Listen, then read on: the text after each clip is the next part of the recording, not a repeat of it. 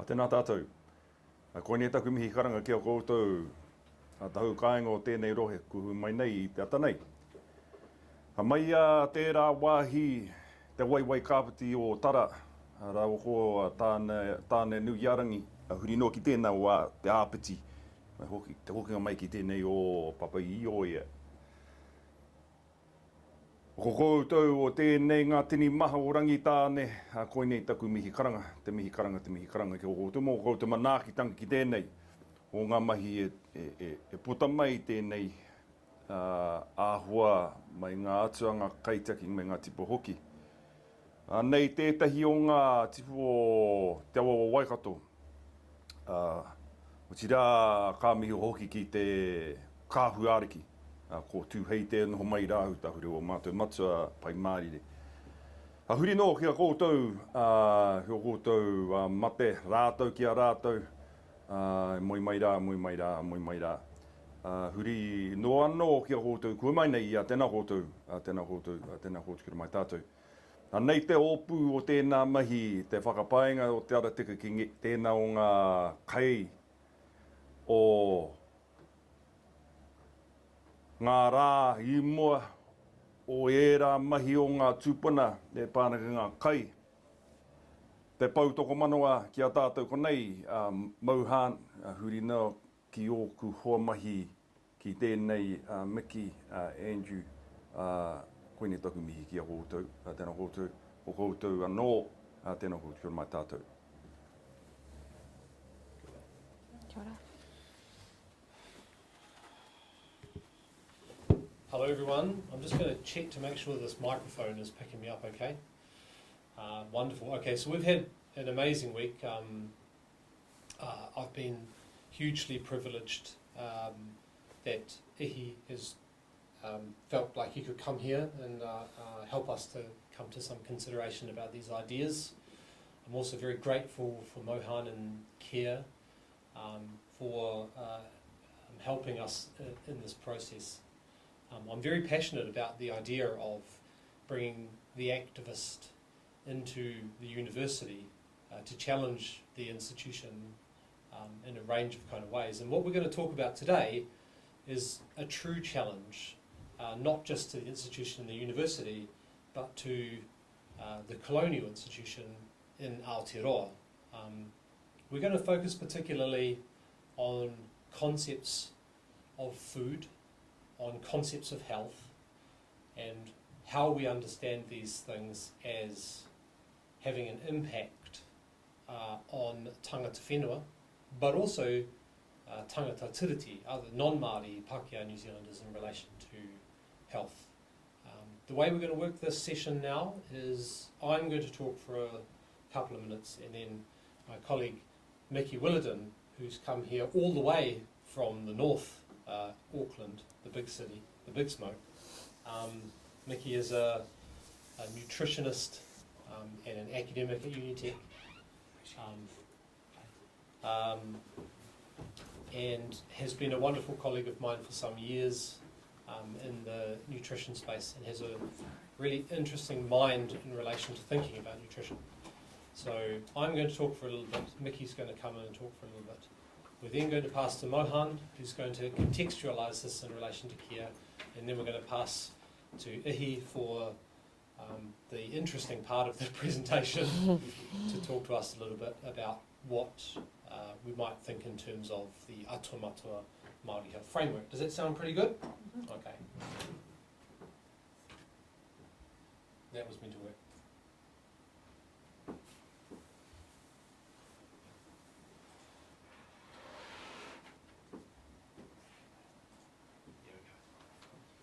So, in our understanding of the nature of colonialism and health,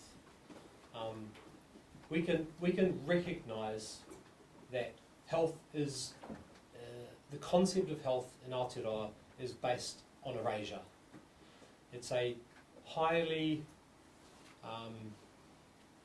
singular concept of health, which is intimately focused on the colonising perspective, what I would call neoliberal capitalist in that sense. It's inherently racist. Now that's kind of problematic when we think about that, because it's very easy to see how we can conceptualise health things as being inclusive, as wanting to embrace lots of different kind of cultural angles and bring people in. But I've got a couple of examples here that I wanted to use to point to this. The first one is from 1880. Now, this was written by a Pakeha person in a newspaper, and he references here an important Māori rangatira, Riwi, who was very unwell, and says the luxuries of civilization, jellies, syrups and pastry have nearly killed him, but that he's now recovered when he returned to what they've described as a plain Māori diet. Now, in our research, there's nothing plain about a Māori diet pre-colonised New Zealand. There was a remarkable variety of very interesting foods, lots of different variation around the rohi, around different areas, but the concept for the colonisers when they came to Aotearoa was that this is a very plain kind of diet. However, it was also a diet that was healing. So fast forward to 2019, and this quote here, which I snipped this morning from one of the DHBs in reference to diabetes treatment. They talk about, particularly the bottom part, we need to coordinate between health professionals and facilitate better education and awareness. And those terms, education and awareness, are of course terms of education in relation to scientism, about scientific knowledge about what diabetes is. It has nothing to do with Mātauranga Māori. So even now, with our kind of approaches to this thing, we are still very much in a strongly racist perspective in relation to what we deem as being viable scientific knowledge about health.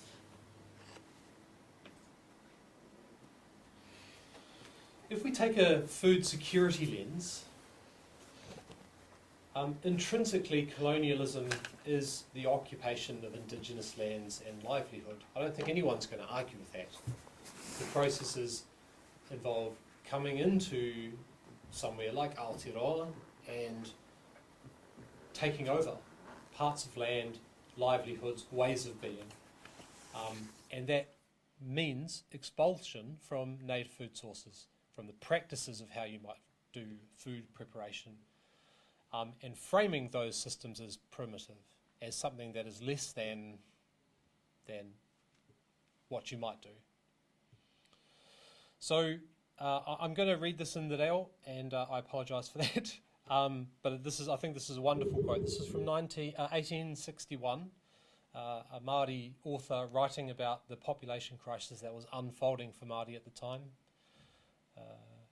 Iki ana, I muia ai pai te kai e te Māori. He kumara e arohe, he puhoi, he manu, he kaing... Oh, you should really be doing this, Ihi.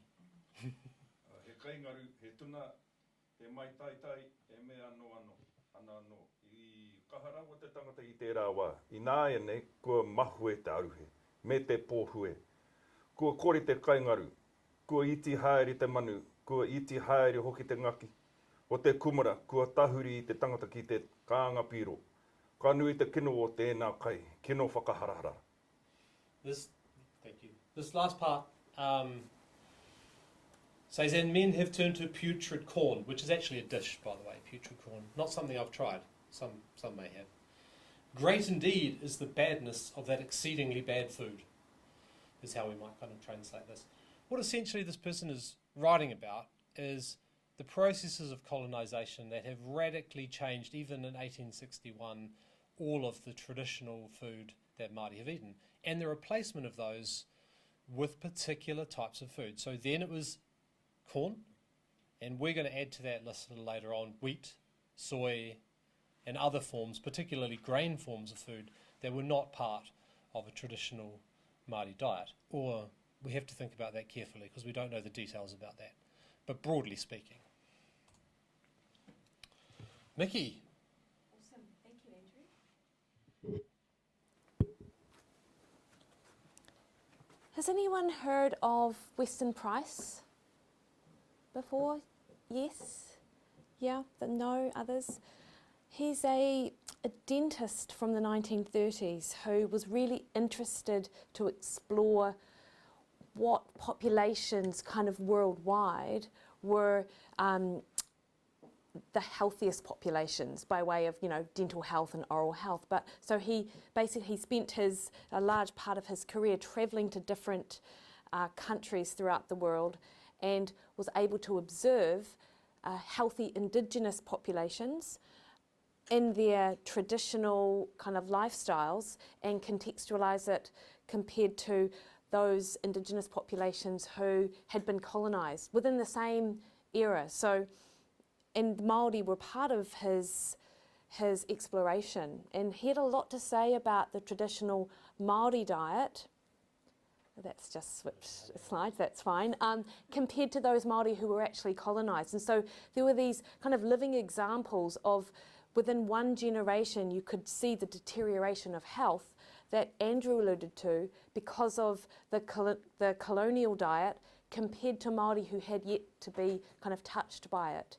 And whilst he was interested specifically in oral health, he also made some, and he could observe just changes in physical and reproductive health of the different populations as well. And so I just thought it was really interesting to have a look at his comments in the 1930s, which just showed that and what Andrew was referring to in kind of the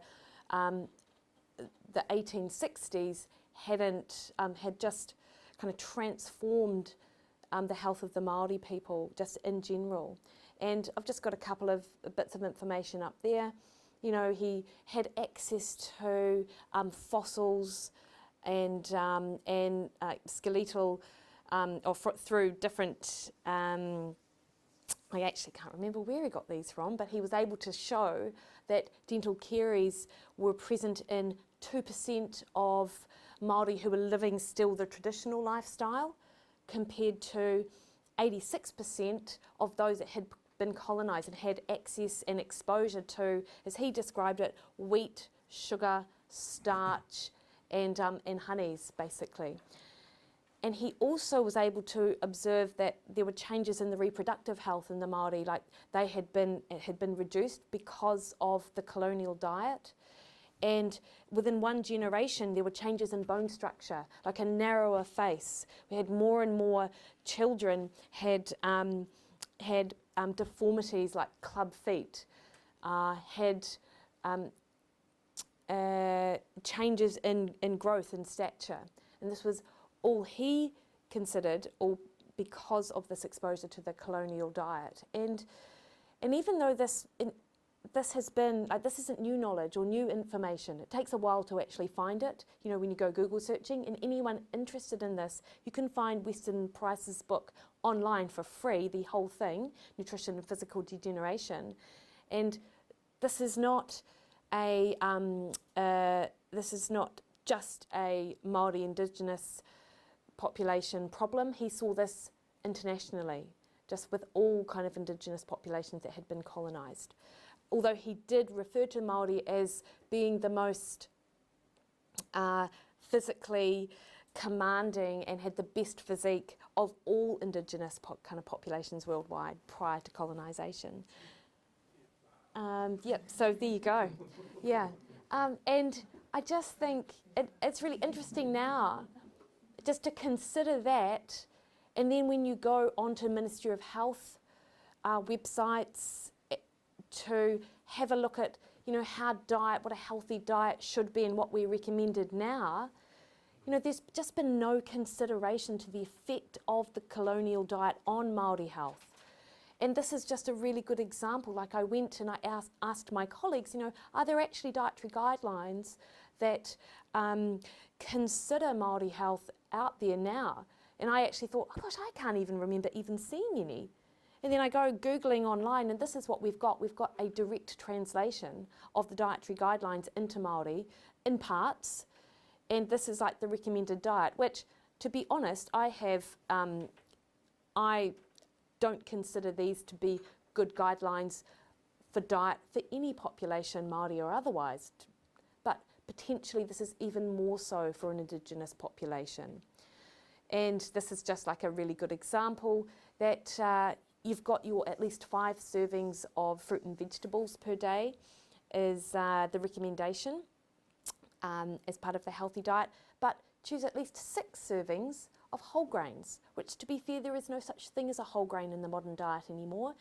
Barley would be one, and that is actually about it. But whole grain is the type of term where, as long as that grain was whole at the beginning of the process, then any food manufacturer can call it a whole grain, which is why you get whole grain bread, whole grain pasta, whole grain rice. These things aren't, well, maybe whole grain rice aside actually.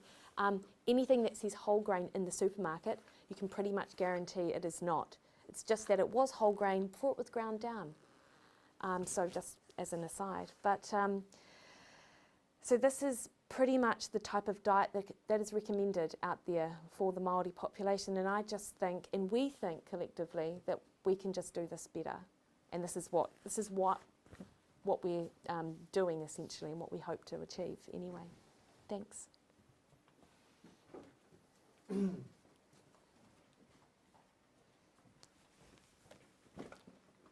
Kia ora. I first want to take a minute to thank you, Ihi, for coming here, sharing your wisdom with us, and really transforming this space for the last few days.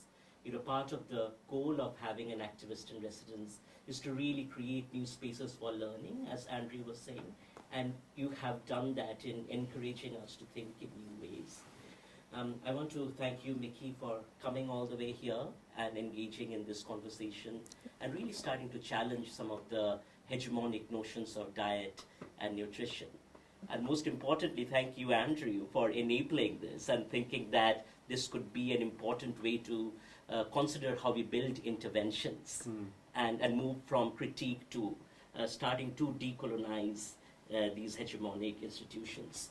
So I will just pick up on where Mickey left off and say that part of the ways in which then, if you look at that dietary guideline, this is what I would call constitutes a cultural sensitivity approach, which is using cultural terminologies, using cultural language in order to reproduce the hegemonic colonial structure, completely diverting attention from the fact that the structure itself is manipulative, is constitutive of erasure, and is fundamentally unscientific.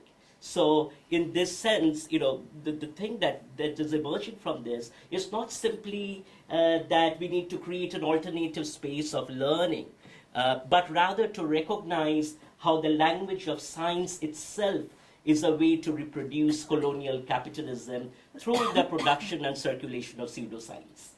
Yeah, without evidence, without empiricism, and often devoid of what we actually find in empirical studies. So I think this is a critical point when we think about the notion and the concept of culture, particularly within the context of how then indigeneity or indigenous culture is used as a category in order to reproduce the hegemonic framework. So to the extent that we have interventions or dietary guidelines that take culture into account in order to simply reproduce the colonial infrastructure, so you might have something in Terrell, you might have some Maori faces that actually works to reproduce capital and its colonial agenda. So in that sense, colonial structures and frameworks are retained, and culture becomes a tool for designing effective messages. So what is an effective message? Within this earlier context, an effective message targeting Maori would be a message that actually gets Maori to move to this framework of eating 6 servings of grains, right? So, which actually, when you think about it, is very much anti-indigenous. So, you see culture actually being used as a category in order to perpetuate erasure, sites of poor health, and disrupt healing and access to spaces of healing. So within this framework, the culture-centered approach argues that we need to fundamentally think about erasures and how erasures are reproduced in hegemonic categories of health and well-being.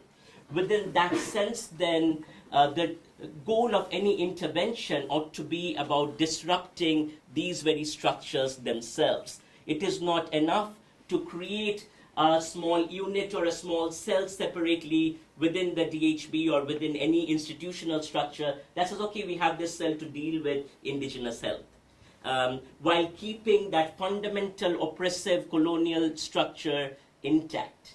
So the CCA talks about how we need to pollute, invert, and dismantle the fundamentally racist formations. So the CCA would argue that this is fundamentally racist. And it is racist in a subversive way, in a way in which it actually incorporates culture in order to reproduce the agendas of the colonial empire. So within this context, then it also becomes interesting to think through how particular categories of culture are used as tick boxes within colonial institutions and settings, precisely to serve the tools of the master and to serve the tools of colonization. So within that sense, then the question really becomes, how do we build structurally transformative spaces that seek to undo these colonial practices, recognizing that we are sitting in the midst of colonizing practices. So how health, well-being, health promotion are constructed are fundamentally colonizing. So in that sense, creating a separate cultural space is not adequate at all. The question becomes, how do we actually take down the overarching structure and its scientific reductionism, and the way in which that is used to reproduce post-positivist erasure.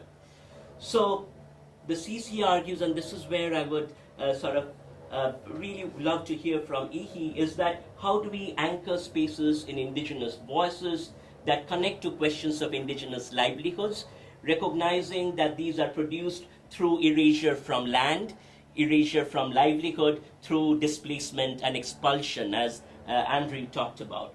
How do we then connect these struggles with questions of indigenous epistemology and sustained by voice equality, where there are opportunities created for indigenous voices to emerge in these hegemonic spaces, such as DHB or Ministry of Health, to actually fundamentally transform what even a dietary guideline means. So within that context, when voice appears as equal, it is not simply a matter of producing some guidelines for Maori health.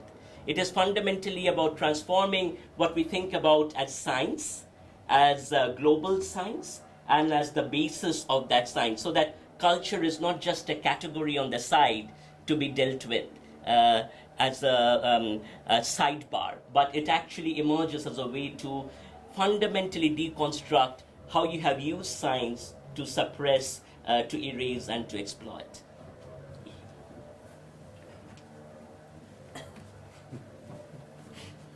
Tēnā tātou no. These are two of my daughters. The one on the left's got a mean pukana, the one on the right, that's the mother's daughter. She looks like she's saying I'm going for a poo, but the other one's got a challenge on her face there that I think is worthwhile noting. This is 10 years ago. They got better, actually. What I want to talk to you a little bit about today is that to this point, what we've been finding with some of the dietary guidelines, some of the information around kai has been aimed at perpetuating a deficit approach towards Māori, that we in some way need non-Māori in order to be active partners within the society of Aotearoa. Now, some of the models that have been used to convey these ideas are the medical model that says because of your risk of cardiovascular disease, because of the rate of diabetes, unless we make some changes for you, it's unlikely that you'll survive. And that's based on an idea that Māori are in need of non-Māori to make that happen, which is part of the medical model that insists that we align to a form of health that is based on scientific reductionism on the basis of our health stats that are showing that we're not doing so well according to those models of mainstream ways of knowing. What I'm going to suggest is that in part, sometimes when Maori do express things such as cardiovascular disease or diabetes, they're often indicators of an inability to adjust to a mainstream model of what health looks like, which I don't think is a bad thing. If I put that another way, when we do express diabetes, it means we're not adjusting. We're not in line with non-Maori models of what health might look like. And those are indicators for us that tell us that we're unwilling to adjust.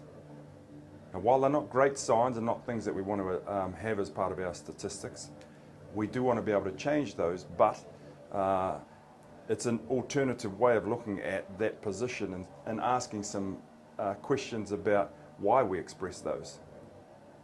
The other parts that I want to look at is around some of the terms that are used by the medical fraternity around health literacy, and that a particular model of health literacy is more important than the one that we already maintain as Māori, and that more recently we've seen a change towards physical activity literacy, that we need to know what physical activity looks like and how to identify it and engage with it. So there's been a number of stages of changes that we've seen over the last decade of different forms of literacy that we are at this point being unable to align to according to models of health that have come from mainstream. Most of these are socially constructed from people telling other people, or non-Māori medical groups telling Māori what we can or can't achieve. And because of that social construct being human formed, it's part of what we're questioning within this approach of this white paper, is that maybe health is something that comes from the environment and not from what other people presume it to be. So we're looking at a shift towards another way of knowing. Now, this last comment here, one of the models that came out a number of years ago was green prescription. I said we may have to start looking at brown prescription and seeing what that means instead. I just like this photo. I think it looks cool. He looks that calm with a wave coming over the top of his head. I'm not sure what's going on in his mind, if anything. But to be that comfortable with the environment and to know that the environment has the potential to support and buoy you up and give you those strengths physically, psychologically and spiritually to understand what your intent and your place is in the world is a role or a position that we're trying to encourage more Indigenous people to return to their water, to return to their maunga, return to their rivers and understand those places. And we get physical activity and health as consequences of knowing those environments that cause us, that allow us to be the way we are. And that when we don't learn those things, we express poor health. So it's in part connected to that. Now I put up this first heading there with maramataka that in the atua matua approach to health, there's 23 aspects that I'll consider before I'll work with an individual. It's not an accident, there's 23 of those, but there's 12 that come under atua, which is environmental explanations or philosophy for why things occur and can be used as guidelines for what we then reenact as people. So rather than people controlling their environment and being the center of that process, we're suggesting that maybe some of the things that are in the environment have the opportunity to teach us and educate us in a much more productive manner, and certainly around food. So, if you like, sometimes rather than looking at trying to decolonize, I'm hoping to indigenize. We can take a proactive position of looking at the potential of Māori to build on something that we have, rather than to see that as a deficit approach of taking something away, which might be colonial effect. I'm half Irish, so I can't exactly talk about being anti-Pākehā or anti-European. I'm not. I'm pro-Māori in that I like to look at the ideas that support Māori approaches, but I also have an interest in my other half, which is Irish. So I also strongly believe that to move this process forward, it requires both Māori and Pākehā to achieve that. Mainly because some of the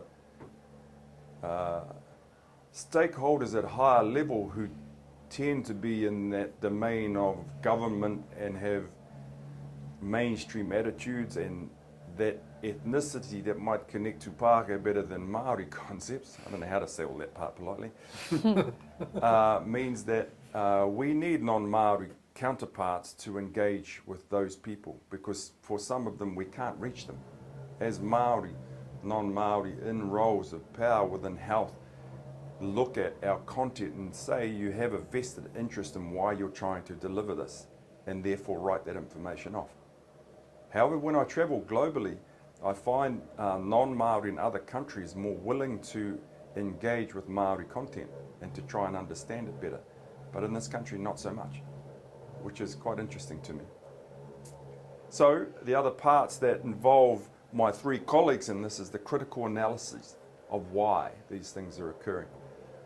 Some tend to get caught up on the content, the what and the which, but I think with the expertise of these three, we're able to shift into another space which asks or answers some of the questions around the rationale for why, or why wouldn't Māori engage in some of these ideas. So it's critical to have that involved. Now, when we move into physical activity and nutrition, why I've put the title of Maramataka over the top of this is that when we move from those 12 philosophies that come from the environment into the space of what matua are doing, or people are doing, hence the atua matua title, Maramataka lends itself beautifully towards some interventions, initiatives, ideas for what a dietary guideline, for want of better words, might look like. And in this space, what we're attempting to do is to try and understand through lunar phases at which times within any 1 month particular types of food might be more suitable. Now, by this I mean which types of food we gather, when we eat them, which days we don't eat, and there already being an indication within the Maramataka that there's 3 to 4 days that are low energy days when food isn't required. Looking at which type of, or which modality, if you like, we're within. And when I say that, it happened this morning with tēnā koutou, tēnā koutou, tēnā koutou ki mai tātou. When we say tēnā koutou 3 times, we address your physical being, your psychological being, and your spiritual being, which is why we do that. So we're also interested in how Maramataka can give us some insight into which types of food might contribute to one of those 3, or all 3 on some days, or 2 of those on some days, and why that might occur. Now, we've been, or when I say we, there's really just me because I've got no mates on this, but we have been trying to work in this space of physical activity to build programs that are based on Maramataka. And by that I mean, which days should we be able to produce better power? Which days better for muscular endurance, aerobic endurance, agility, coordination, balance, quickness, and speed across those 30 days, and choosing days specifically to achieve those outcomes. This is also coupled with the location where we live. Now, if we're coastal and that group aligned with coastal ideas, the timing for the delivery of those, depending on the content of whether it's new information, is timed with tides. That on an incoming tide we can deliver new ideas. On an outgoing tide, not so. Now, if we're closer to mountains, we have different approaches for when and how we deliver physical activity, and we're hoping to transfer some of those ideas over into nutrition and to look at ways of engaging with some of our pre-European concepts of how food was used and engaged with. Now, earlier in the week I talked about the idea of tūmātauinga as one of the atua that engaged in punishment of all of the other environmental representatives by eating their children, which is the origin of nutrition for Māori, the first time they ate. And we continued on that process post that event. And also discussed whether food at that point was because of revenge or because of harvest. That we were harvesting the children of those that hadn't the courage to stand up to tāwhiri mātea, or whether we were punishing them by eating their children, which is still under discussion. But within that space of atuatanga, we can look at the overarching philosophy and principles for why we eat.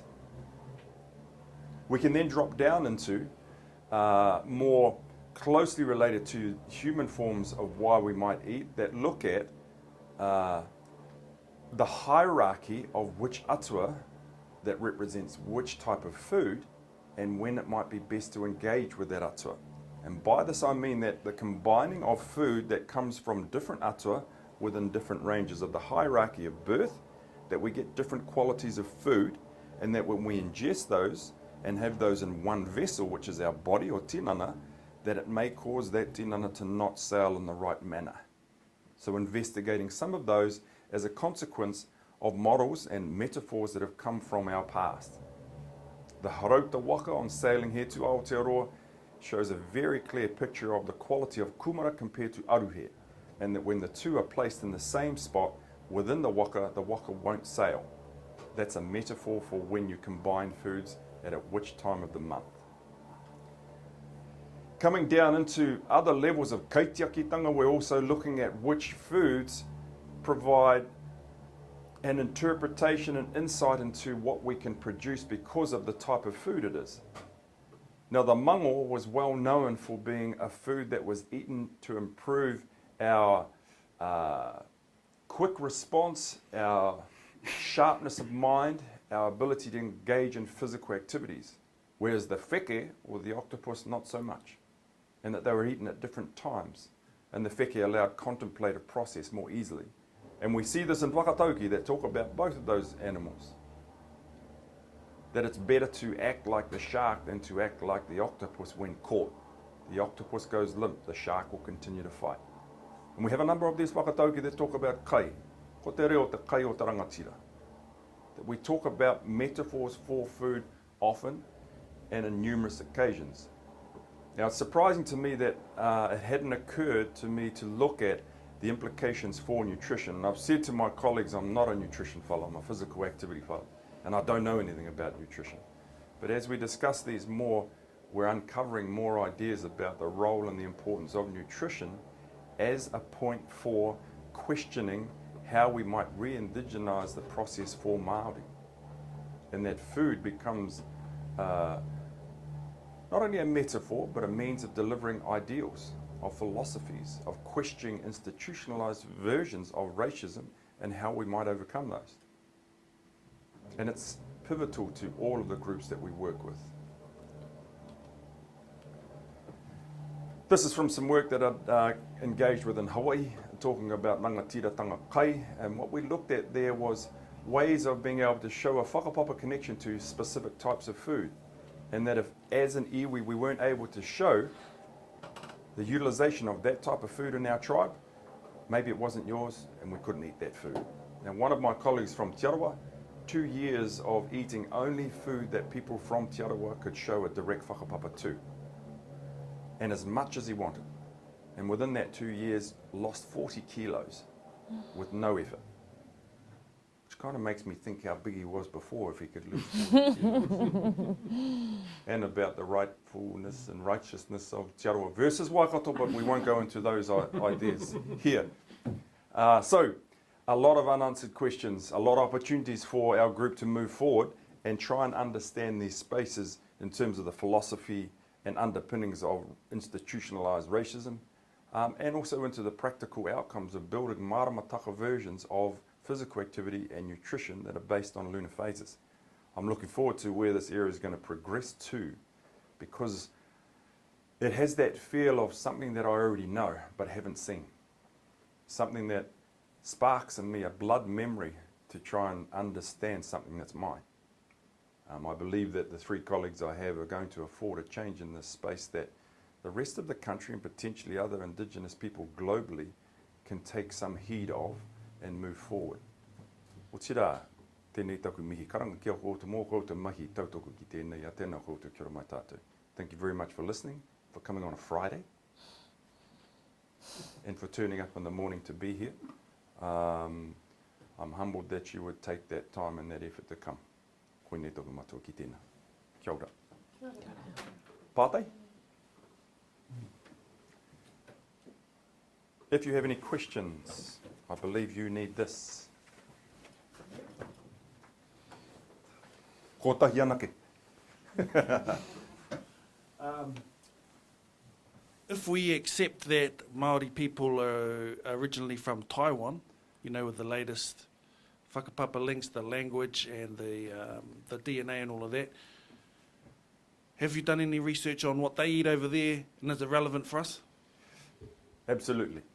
Part of the answer to that is I don't think we're restricted to Taiwan. I think what you'll find with Maori is that we travelled all through the Pacific and that we were able to manage the entirety of the Pacific well before Columbus or Cook even thought about an idea of coming here, which means that depending on where you want to position your most recent connection to whakapapa, you may choose that. Some are going to go towards this side of Tahiti. Some want to go further up towards Haida and towards Canada. Some want to go to the west towards that space of trying to acknowledge whakapapa further and further back. But one of the questions we keep putting to them is, when does whakapapa begin for you? How can whakapapa change from being a list of names and a list of food that identify what your connection is to something that we do? So that's not something that showed who did what types of things were there, but how do we reenact whakapapa? How do we make it something that's contemporary and that's valued today? And that means that we get an opportunity to reinterpret those spaces into how we apply that now. Because in the past, where there's been commentaries made on the position of Māori at that time, we're able to do the same now. We're the contemporary version of what our tupuna were. And there seems to be a lag in the number of Māori that are willing to step into the space and mark that this is where we are now. This is how we interpret our world now because of Facebook, because of Twitter, because of the varying demands on our people at the moment. We have an opportunity to mark a space here and say we know this and we're ready to move into this space here with this knowledge, but also being able to look forward. So I think what that means for us is we have an opportunity to mark this place so that in another 2,000 years, the next generations of Māori will look back to us and understand how we made our point of changing what was happening to us, much as these ones did as well. And from that point, I don't think there's that delineation in the ocean for us as Māori of where Taiwan was and where Micronesia might have been, where Polynesia might have been, and where all the different parts are that Cook and some of his mates marked in the ocean saying, well, you're moving into Micronesia now. I don't think that existed for Māori. There wasn't a line in the ocean where we realised we were in a different Nesian area. So whakapapa is what we choose to make it. I think probably the biggest risk is that Māori are willing to accept not so good when they're scared of greatness, that we might actually have some answers. I didn't answer any of your question, but I like the answer myself. Another one. Playing devil's advocate, and I've read this before from Pākehās, where they say that Māori life expectancy was around 30 pre-colonisation. Now you fellas live up into your 70s. Therefore, all of this isn't so bad, all these Western food. What's your response to that? Oh, that's a really easy one. That in the past, because of sanitation, because of disease spread, because of introduced ideas that we'd never seen before, our life expectancy was relative to the life expectancy for anybody, not just Māori. 100%. Yep. Can I also add that, longevity and lifespan is one way to look at it, but we've got to consider health span. So you may well be living into your 70s, but what kind of life is it if, at 45 you develop type 2 diabetes, which then results in a number of health complications? So what is the quality of life? Boom, drop the mic on that answer. Ka pai, te tahi atu.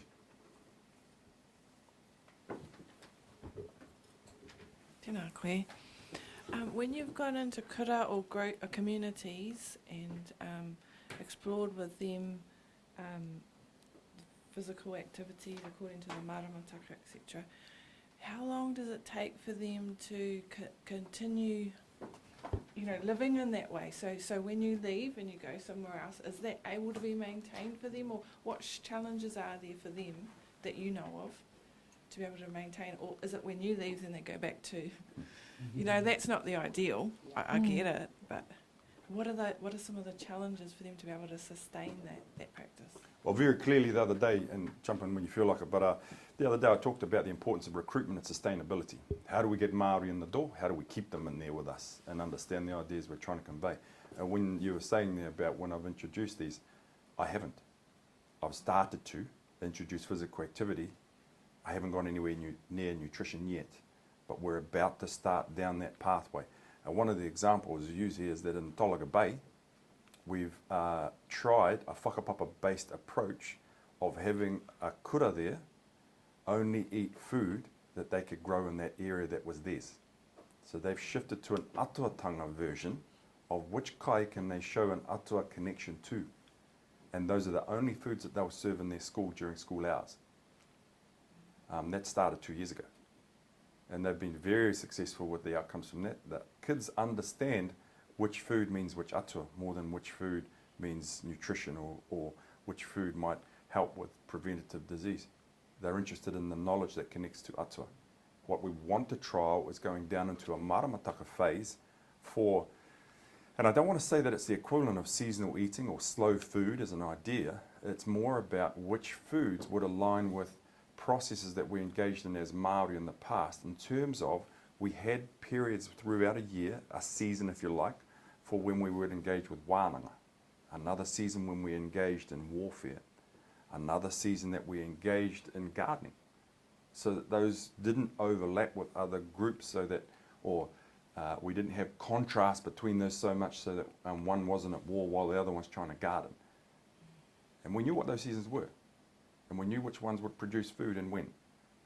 And so when it came to warfare, for example, that was highly kind of restricted to certain timeframes of when that would roll out. And I think that there was food that associated with each of those phases, not because of seasons of necessarily of when a particular food was available. So I think in essence, we want to delve deeper, find out why. But I already have some examples around this. I've published those in a article in Alternative, looking at the comparisons between systems dynamics and whakapapa. In there's a number of pages that talk about atua versions of kai and the work with that school, and it shows a couple of examples. So there's information out there. Wait. I think I've got something to add to that actually. Should I get the microphone? One thing that's really popular in nutrition spaces, he mentioned it, is this idea of seasonal eating or slow eating or local eating. For me, those things are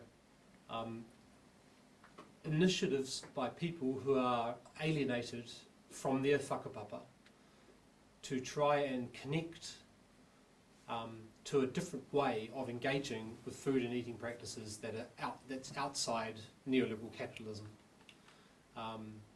If you ask them, they probably wouldn't say that, but that would be my analysis of that situation. They want to know why they're eating.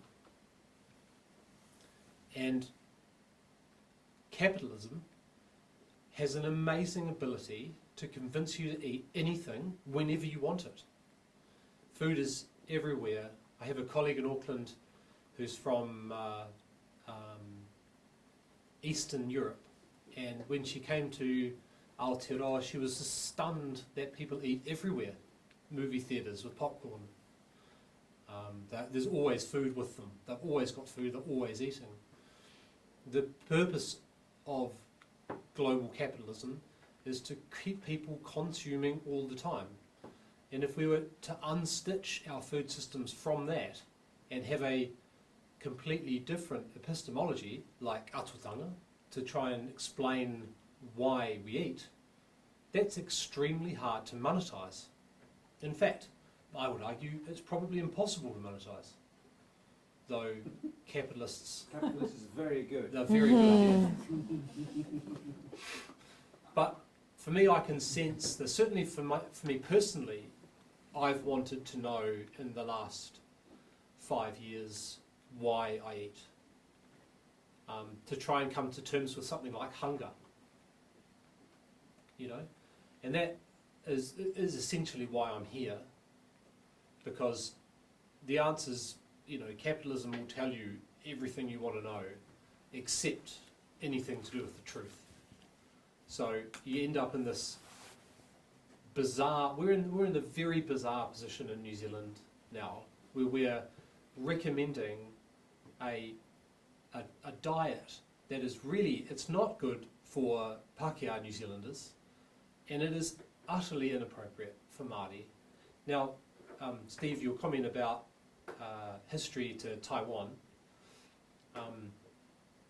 the answer, I think, the answer outside from scientism revolves around epigenetics, which another colleague of ours, Isaac Warbrick,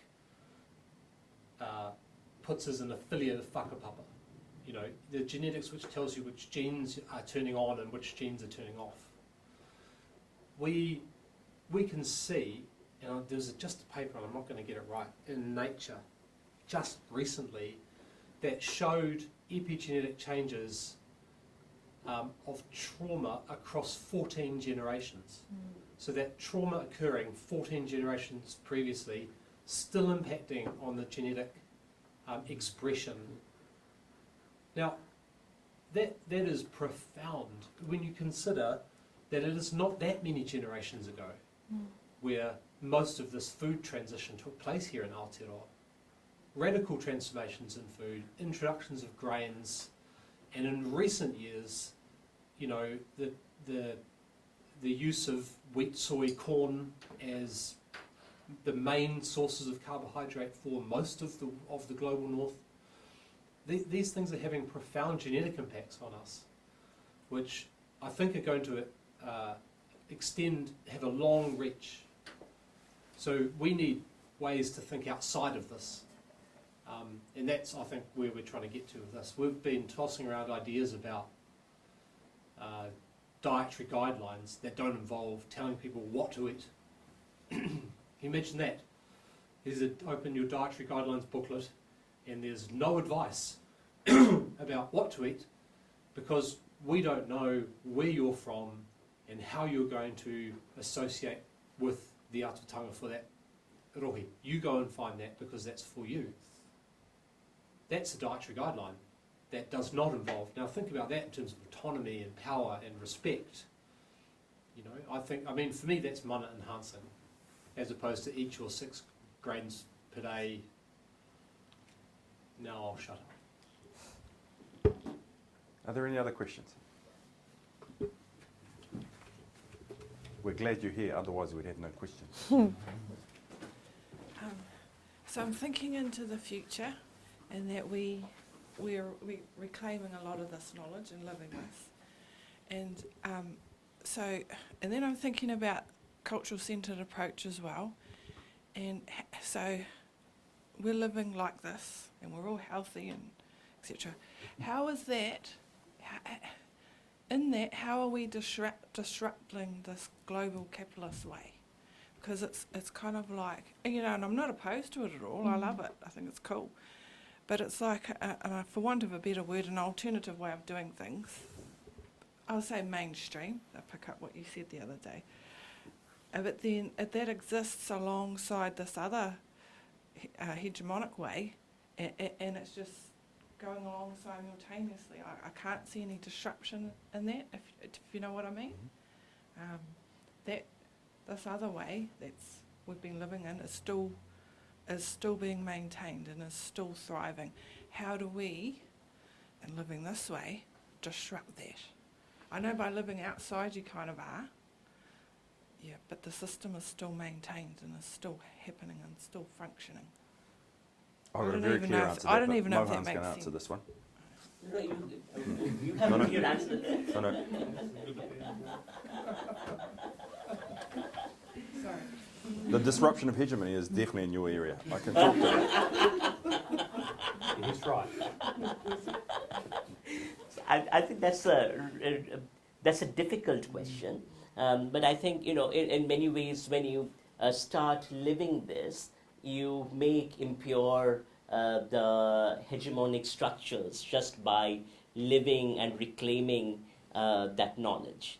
But I think you also make a broader point, which is that there is something about collective resistance to disrupt global capital and its claims to science, and which really means then about getting into those spaces where scientific claims are being made and to demonstrate the failure of those claims, that these claims are actually devoid of evidence, that actually it is pseudoscience that often goes in the name of science. So in that sense, expose the link between capital and science and resist that on an ongoing basis. I love how he said to indigenize those spaces. So actually it is indigenous knowledge that is a much better way forward compared to the structures of whiteness and what they claim as the basis for knowledge. Did that get at what you were going to say? Perfect. Maybe you No, add no. something to that? I think mine's still going, yeah?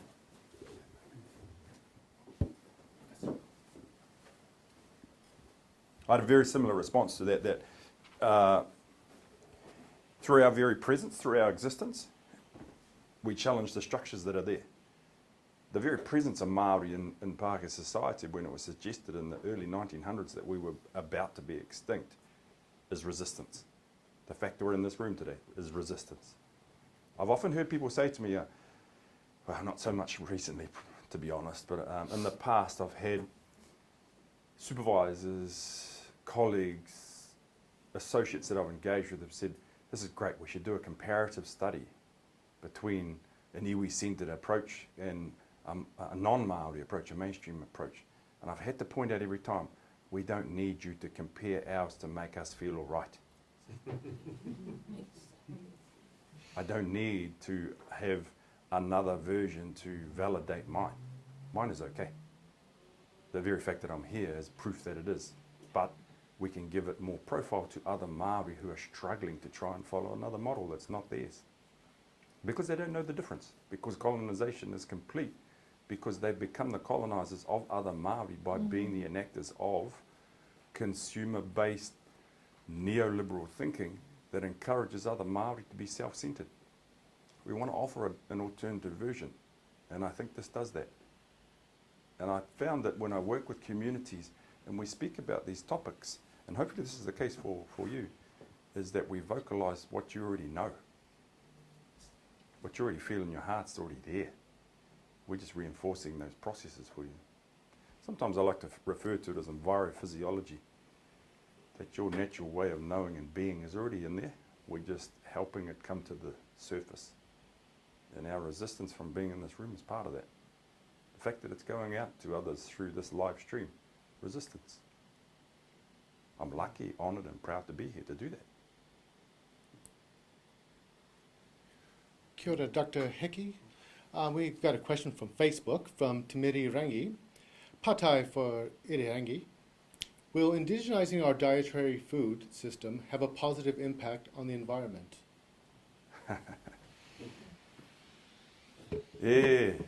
Koina tētahi tangata no tēnā o tūwhare toa, te mirirangi.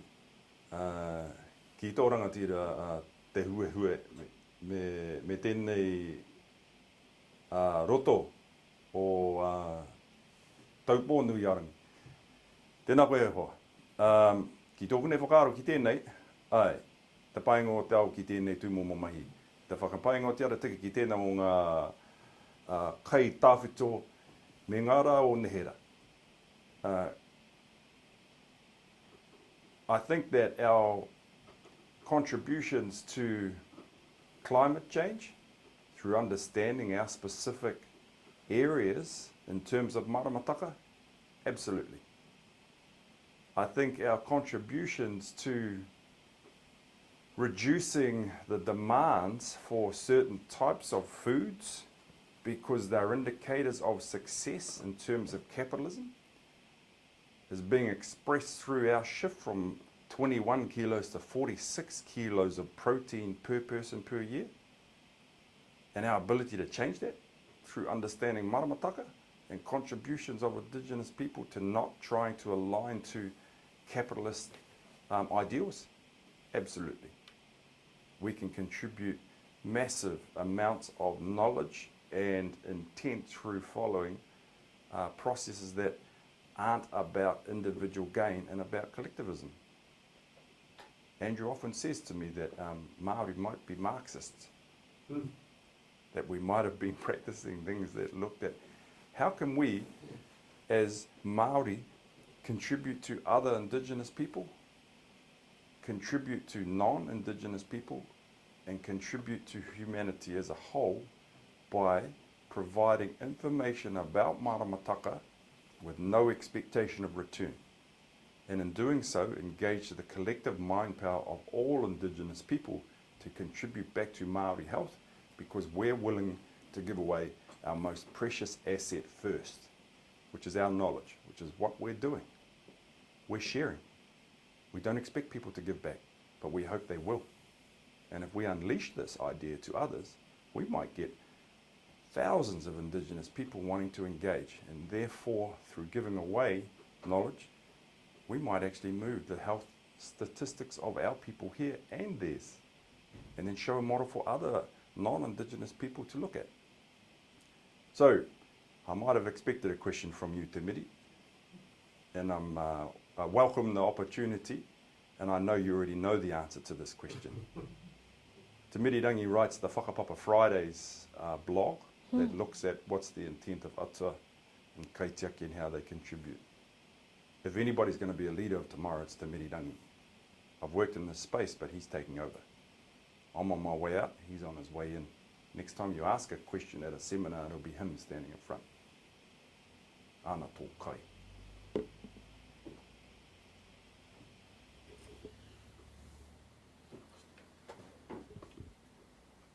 Funny, I never thought about that when I said ana tō kai. It's a comment that we make as Māori, so there's your food, eat it. When he sent me a question like that, I've sent that back, ana tō kai, there's your food, eat it, without realising the metaphors. The challenge is to say, there you go. You think you've caught me with a question that's hard, next time it's your turn. For us Māori who enjoy McDonald's and KFC and all the good stuff, can we have a balance using your approach and while maintaining our moderated diet of the good stuff? Well, one of the things that happens first off is, I'm not sure it's my approach. When you say your approach, I think this is an iwi-centred approach to whichever district you're in. You're going to get a different model, depending on what that looks like. Secondly, Mickey, you're going to jump in a minute, but when I work with iwi about some of these concepts, there's two questions always come out first. Are you going to take boil up off me? And how far do I have to run? Without question. So one of the things I'll often do to them to help escape that process is I said, we're going to start up the chocolate economy, which is actually the peanut slab economy. I said, I'm going to give you a peanut slab, and I'm going to give you two. For that reason. So that's a recruitment agent. I said, here, it's not for me to tell you you can't have McDonald's or peanut slabs. Here's your peanut slabs. Because if I tell you not to eat those things, you're going to want 10. So here's your first two. But carry them in your pack, and when you think you've done enough to deserve those, by being next to me as we talk about the tikanga kawa of your people and how we engage with food, and you think that you deserve those because whakapapa's identified the right time for you to celebrate through eating that product, you go right ahead. And you tell me when you eat that. And I gave this peanut slab economy to 15 fellas from Tolaga Bay. I said, here's your two peanut slabs. I know you love these things. Eat them when you want to. None of them have eaten them to this day. This is 8 years ago.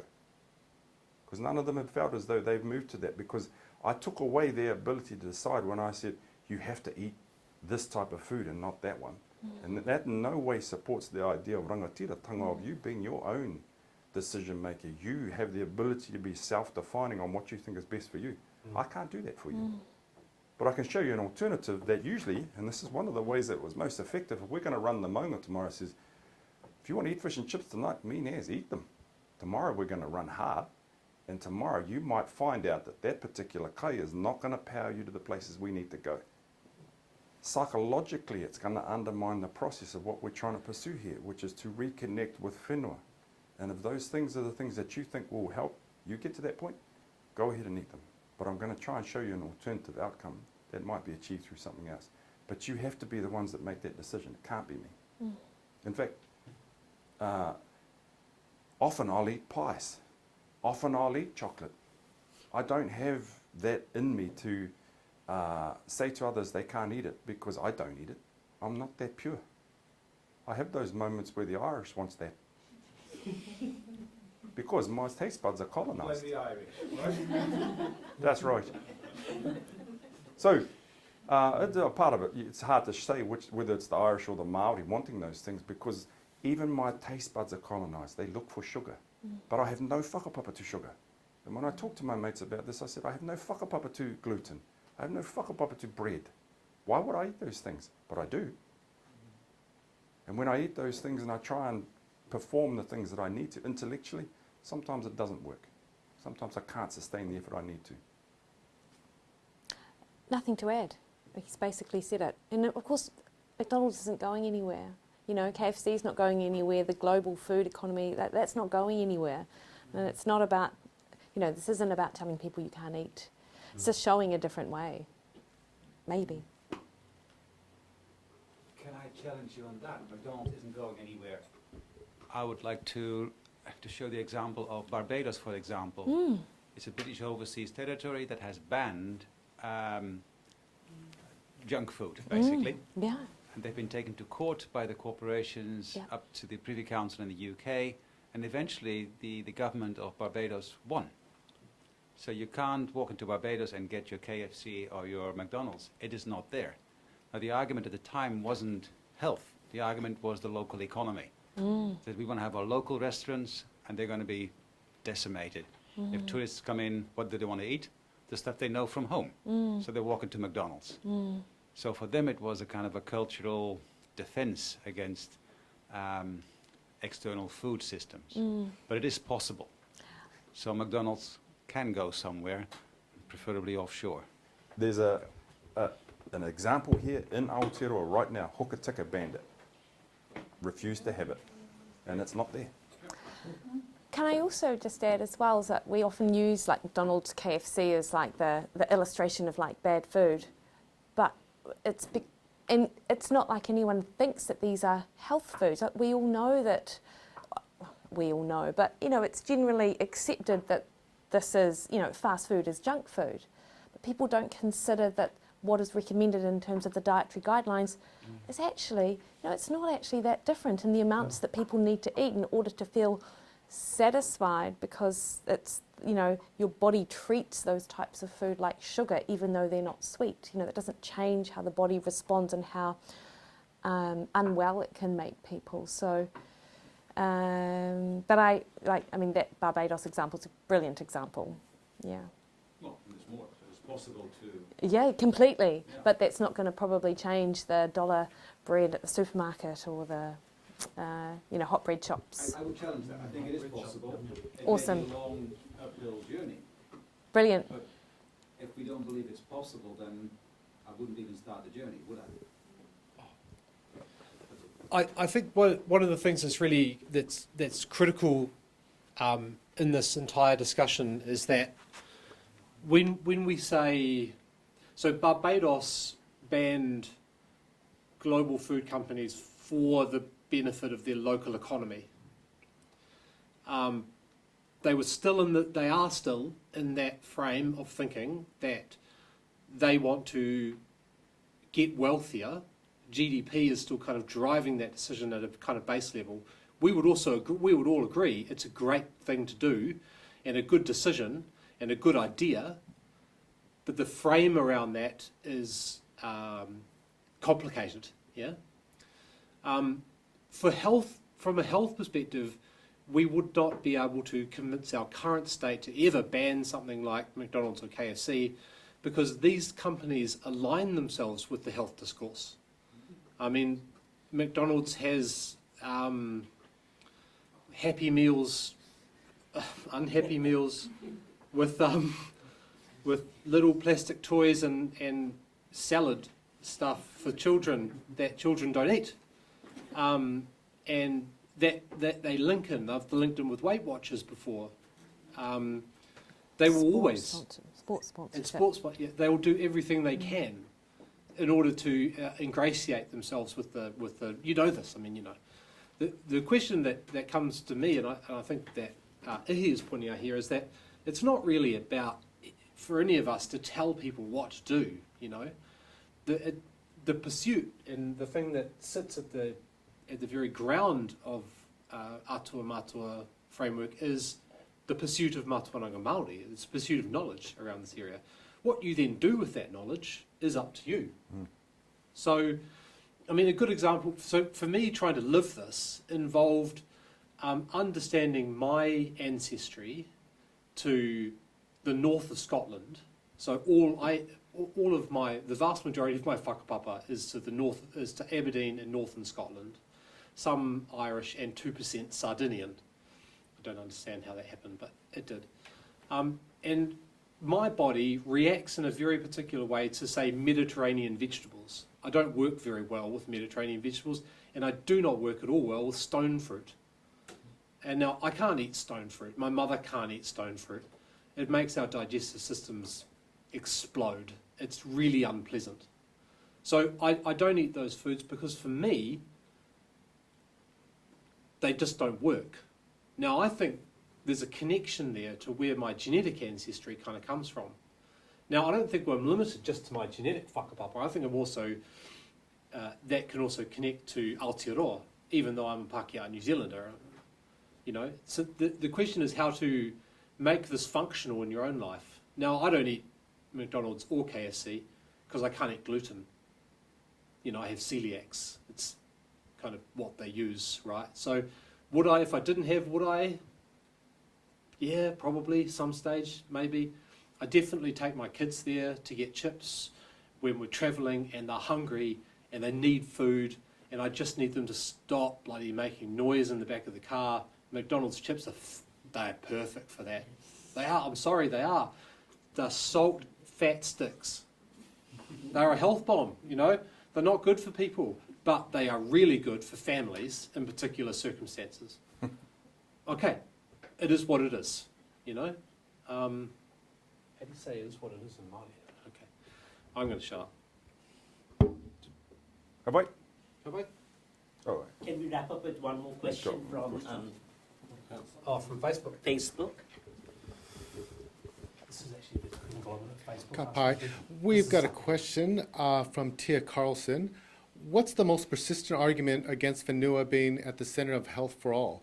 Why is this not a known fact? My tamariki know it. And that's from Tia Carlson on Facebook. Aimed at.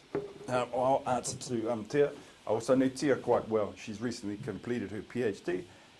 And another shining star in this space. I feel like these Facebook fellas are just lining them up for saying, listen, it's time to leave and we're going to take over. Which I encourage, which I'm hoping that you'll be in the front here next to Te Mirirangi Tia. I've seen you in action with your children. I understand the processes that you've been through to get to this point of education and understanding the institutionalized versions of racism that you've experienced in order to get that PhD. And you've seen the contrast between that and how when your children attend kura, they come home with ideals, philosophies, and ways of knowing that have come from Māori. And you see the contrasts so more clearly when you exist in a Pākehā world of being in that institute and then see your own family shifting in a different direction. How do you pursue and balance those two? It's not easy. I think that we're at a point now where, in fact, some of the ideas that we're trying to promote probably have a home that's best within schools. That we use schools as a hub for health. That schools are the places that we need to educate so that those can continue for generation after generation. And that we've got a lot of work to do with Ministry of Education, more than maybe Ministry of Health. And that initially I was surprised, and now I'm not so much.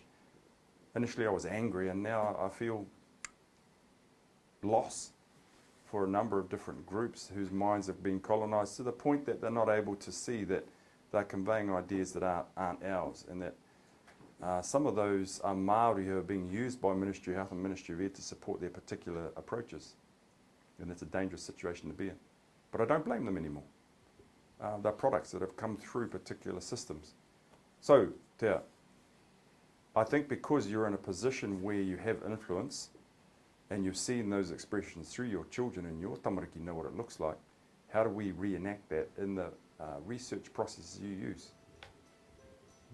Which I think means that we need to do some more research together, and that you need to be associated with some of these fellas that are trying to think in alternative ways.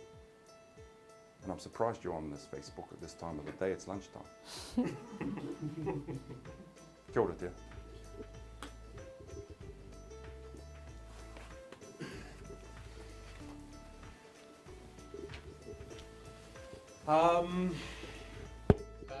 Mohan's telling me to wrap up, which is a good idea because we're 18 minutes past what we promised we would be. It is truly humbling for me to have the opportunity to spend time thinking about these things which are very close to why I am here. And I mean that not just in terms of a university and a mass university, but why I'm still here on the earth. There is no one I would have invited prior to Ihi. For me, you are like a leader, and I don't use that term lightly. For those of you who know me, I don't use it much at all, really. Thank you so much for agreeing to come here. We're going to send you on your way. I hope you have a good trip home, and that when you get home to your whānau, that they give you those faces slightly more grown up. Because certainly my daughter looks like that now, right? You saw her this morning. And Mickey, thank you for coming all the way from Auckland to be here. We don't find many people, nutrition trained people in this space in Aotearoa. And I say that to all of those people in universities in Aotearoa who might ever be watching this. We don't say that often. So it's wonderful that you agreed to come. And Mohan and the Care Centre, thank you so much for hosting. Kia ora. Tautoko. Thank you. Okay.